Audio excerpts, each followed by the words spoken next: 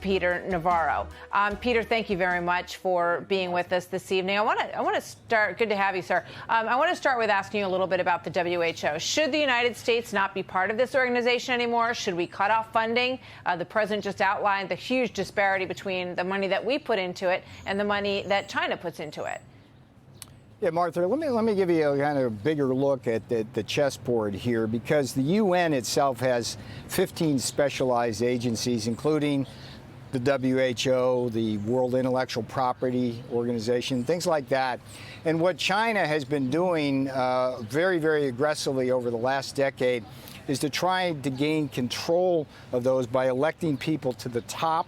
It's already controls 5 of the 15, and also by using proxies, colonial-type proxies like Tedros at the WHO. And as you can see in this crisis, the damage that kind of control by China of a key health organization has been just absolutely enormous. They suppressed the human-to-human transmission. They refused to call this a pandemic. They basically discouraged travel bans. So, I mean, this is one of the most serious things we've ever seen, and it all tracks to China's view of the world and how they want to control different types of international organizations, even as they don't play by the international rules. So it's going to be up to the president to look at this. But Martha, this is a really serious issue, and the president is absolutely right about this.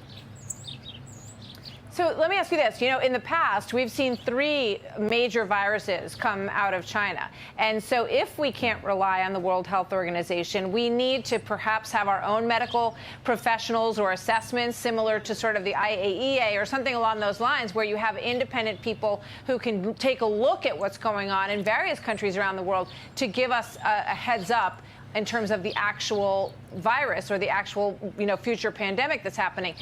There has been some criticism that maybe some of those outreach groups don't exist anymore under the current framework of the White House organization. Is that something that should be put back in place, would you say?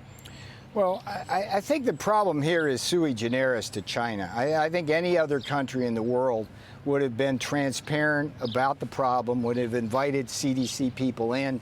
I mean, we lost about 5 weeks because of China's non-transparency. So if you're asking me, how are we going to fix this, it's really kind of more of a China problem than anything else. And I don't have the answer at this point. That's outside of my lane.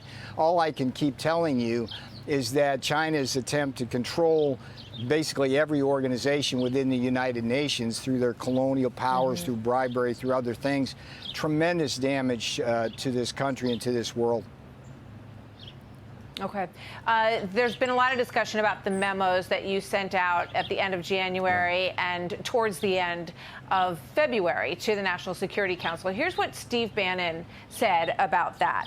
He said, let's put that up there. He said, the principal reason, this is a quote, the principal reason that Peter wrote this memo is to make sure that real information got to the president, because the real information was being suppressed by the chief of staff at the time, Mick Mulvaney. Is that true?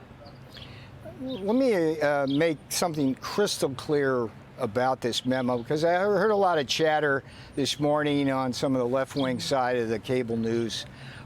That memo was a memo that went not to the president, but to a small distribution list to the task force. So people this morning who were criticizing the president for not bothering to read the memo or whatever, he never got the memo. It was not sent to him. And what's interesting to me, Martha, even as I was trying to present a significant issue to the task force itself, the president was one step ahead of me, because as I was advocating for the travel ban in that memo to the task force, the president was already moving to do that. And he did that on January 31st. So I think that's what's important to understand about this. And what I can tell you about the task force itself, why that memo went there, is that there was disagreement. And that's not a bad thing. I think part of the strength. Go ahead. I just want to ask, it was addressed, I believe, to the National Security Council. Is that correct? There was no task force on coronavirus at that point. Well, so it was addressed to the National Security Council?